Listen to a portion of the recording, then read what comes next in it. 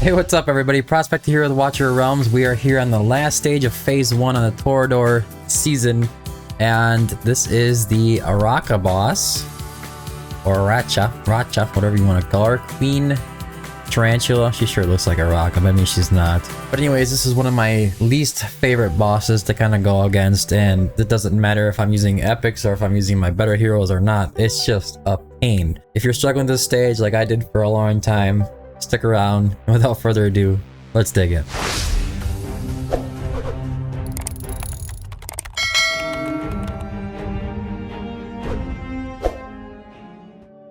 Alright. This Queen Tarantula, free to play. Wasn't really sure how this was going to go. I'm actually considering pulling out Dolores because she actually wasn't really doing anything for me. And see if I can put somebody else in there. Like a Hollow. Hollow will work. It's much better than Dolores. Okay. So, if you're following along with the series, you kind of know how these guys are geared. Just make sure that any DPS hero that you are running is running mostly attack percentage on the right side with crit rate, crit damage. All of your healers are built up for whatever their healing is based off of, so either attack or HP or whatever along those lines. And your tanks must be in a Guardian set, triple HP percentage on the right side and high HP on the left side, usually Life Force or something along those lines. Alright, so let's take a look at what she does. Summons Scythe of Doom to attack enemies during battle, and she's immune to CC. Queen Tarantula shrieks and poisons everyone, dealing damage proportional to the target's max HP per second. That's on the Deathly Screech. That's why we have Madan along, to clear off those poisons. After a specific duration in battle, enters the Rampage state, significantly increasing attack. I think that's when she comes down and starts walking down this way, and she starts doing a lot more damage. Queen Tarantula, Falling Stones. This is why we have Isolde and Oleg. Queen Tarantula will summon Falling Stones, prioritizing all defenders and dealing massive damage to them, and they're just units. When there are no defenders on the battlefield, she will be enraged, unleashing Falling Stones on all units. Make sure you're bringing some defenders along, otherwise he'll just attack everybody.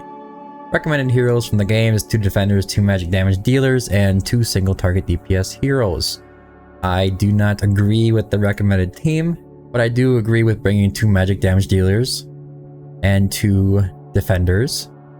But I also think that you should bring 2 to 3 healers just to keep yourself alive. And of course, a Wrath is something there that we're going to be putting him down and kind of picking him up.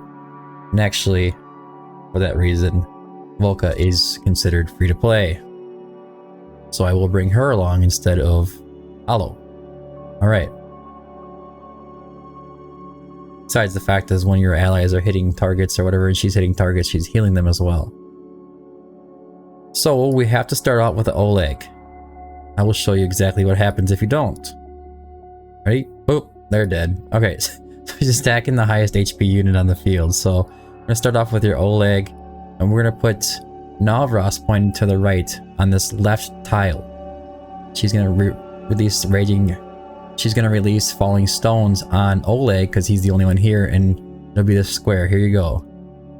So from there, we're also going to make sure that we have a healer up. Vortex works really great for this. And we are going to wait.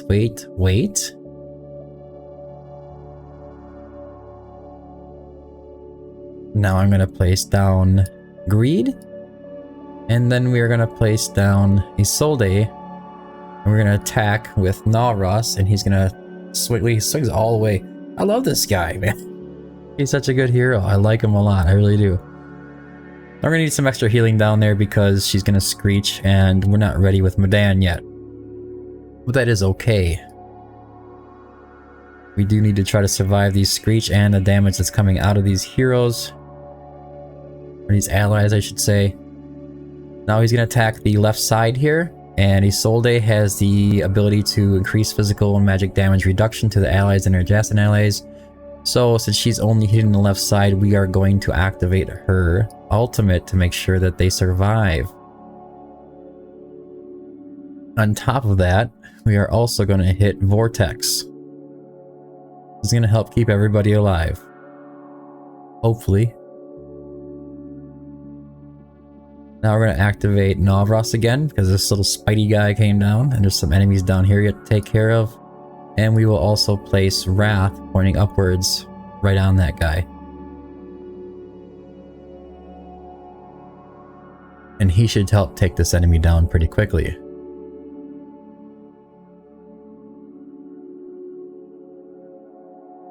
We could put Volka down here too. She's not going to do a ton of damage, but anything helps.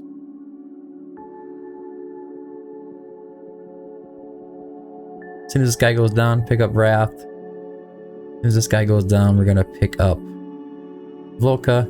You see where we are poisoned now from Deathly Screech, and Medan is ready, so we'll pick up Volka. We'll activate Medan. That should cleanse the area there. And now the Falling Stones are coming, and they're coming on the left side. So whatever side they decide to go on, that's the defender that you're going to activate the ultimate for. In this case, it's on the left, so as soon as it gets close, we will activate Isolde. She should hopefully keep people safe. Bray. Activate Navras, even though he's in like severe danger right now. No! That happens. We're not gonna panic. Don't you worry. Because we have Wrath and Volka about to come back up as well. Not the ideal scenario, but it does happen. Your DPS units are probably, there was a high likelihood that they are going to go down. There's nowhere else to put them. It is what it is. We'll put Wrath on the left side over here. Volka on the right.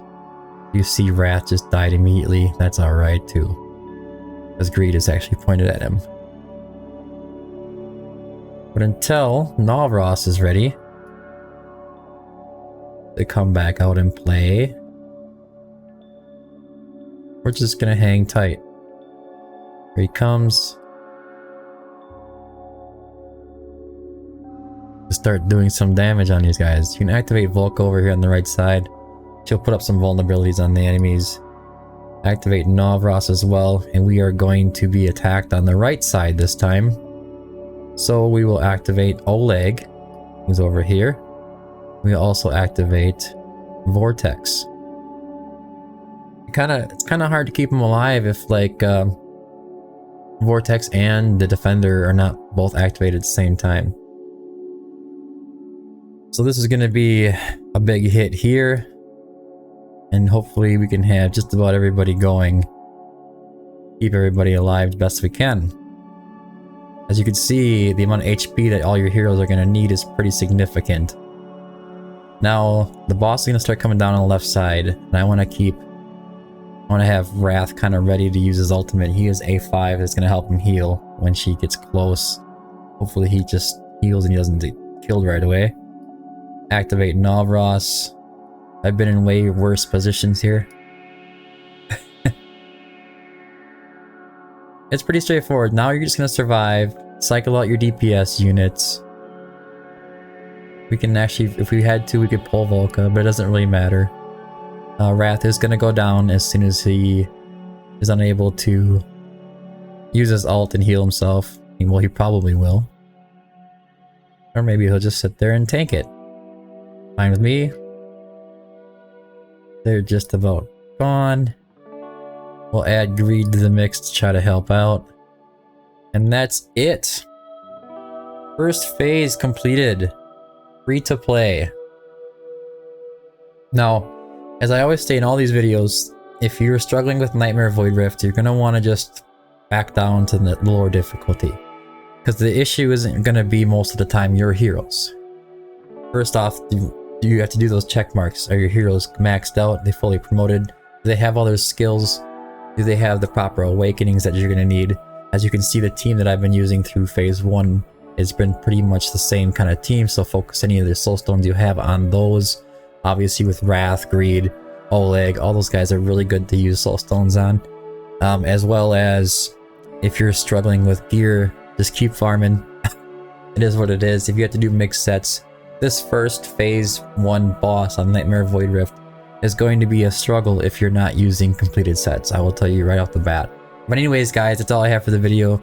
I want to thank you for tuning in. Don't forget to like and subscribe if you found it helpful. I hope you did. If you have any more issues with any of these stages, feel free to join the Discord and sign up for takeovers. I am always willing to do those. There's also a bunch of hero guides in Discord, and I also have, I'm going to be adding like a map of the Void Rift and then labeling each stage so you have an easier time kind of finding the stages you're looking for. And underneath that, I'm going to have the video guides that I have made relative to those stages. Anyways, thanks for tuning in, guys, and until next time, keep digging.